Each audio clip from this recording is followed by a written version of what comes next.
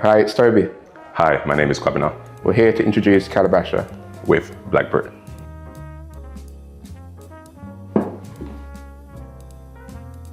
The name Calabasa comes from the fruit calabash. It's a fruit that's been used traditionally to contain palm drinks, and we see Calabasa as a continuation of that.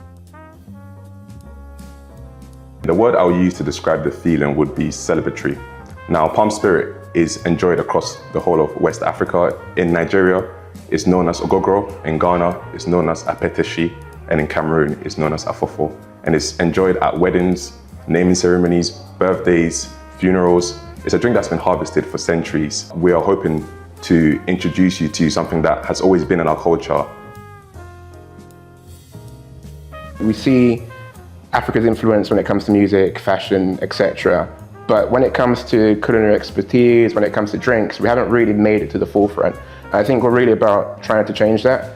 And it's not just about introducing palm spirit, it's also about introducing something that's luxury. Anything, normally linked to Africa is not necessarily seen as luxury. And I think we need to change that perspective. And that's what Calabasa is here to do. Somewhere in between a tequila and a rum. I think the flavor profile would be a bit of green banana, but also with a hint of caramelized brown sugar. So it's a really sweet taste on the tongue, but has a little peppery kick at the back as well, which gives it a little bit of staying power.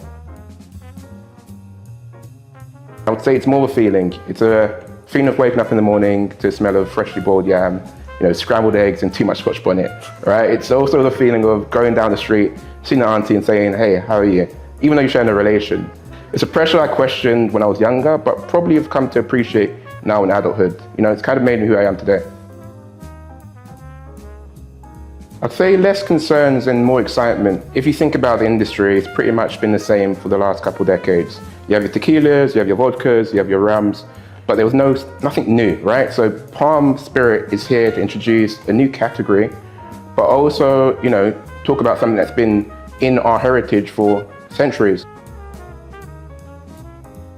Three things come top of mind. One being access to capital, two being access to the right networks and mentorships, and three, probably a bit more collaboration in the space. More collaboration usually means that the pie can grow bigger, and it just means that we get a bigger piece of that, right? There's this saying that comes to mind, a rising tide lifts all boats, and I think we probably need a bit more of that spirit in the industry.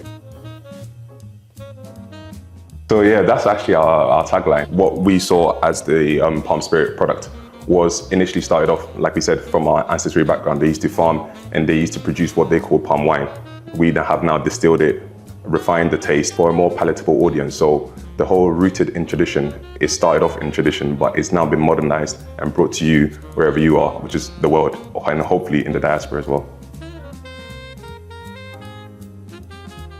One of the key reasons why the brand even started was to think about ways that we meaningfully give back to Africa.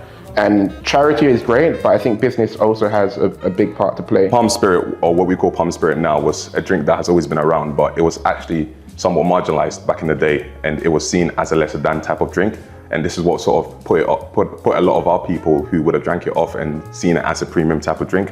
But what we're doing is sort of reclaiming back our own narrative and presenting it as something that is meant to be treasured, something that is luxury. So my corporate background has primarily been in production and project management.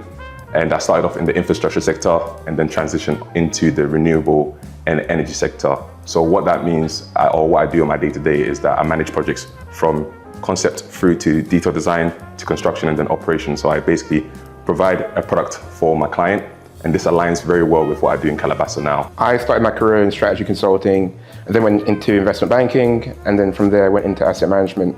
I think all of the experience kind of accumulated into, giving me a good perspective on what a good business is and what a bad business is, and using those skills to develop Calabasa alongside Kwabena.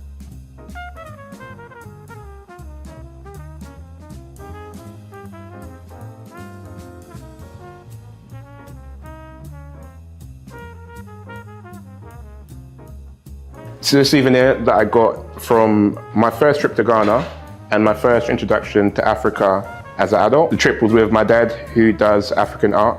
So we went to the Accra Art Center and I bought this. So it's a very important piece of memorabilia.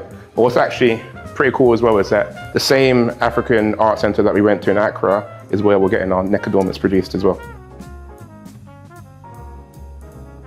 So the story behind this was that when we were initially conceptualizing and creating our product and our bottle, we wanted to have a feature that was also attached to the bottle that can represent West Africa in its best possible light. We took a trip over to Ghana late last year.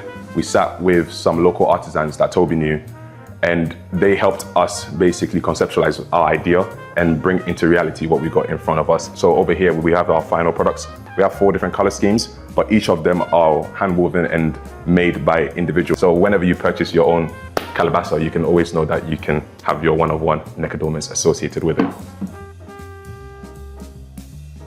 So this was the first sample that we produced for Calabasa. It's almost the same shape as calabash fruit as well. So again, symbolizing calabash and also Calabasa and all the history behind that. Kwabena came up with the idea of having the glass cork, which is pretty cool because, as you may have heard, it makes a sound, which also should be a signal that Calabasa is about to be drank. We got this game over here. Some people know it as checkers in the UK. In Ghana, I've known it as drafts. And I've got some fond memories of playing this game with my granddad, and it was something that we spent time playing together, talking and building a lot of fun memories around this game.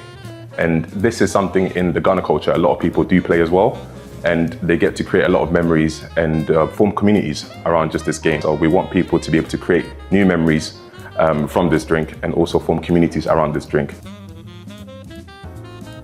I envision it personally as part of an experience when you're looking at art, in African art, also with, I guess, your top culinary experiences. So what we got here is our final product. We've created it in a very artistic manner so that people can also enjoy it after they've also consumed the drink inside here. I need the bottle.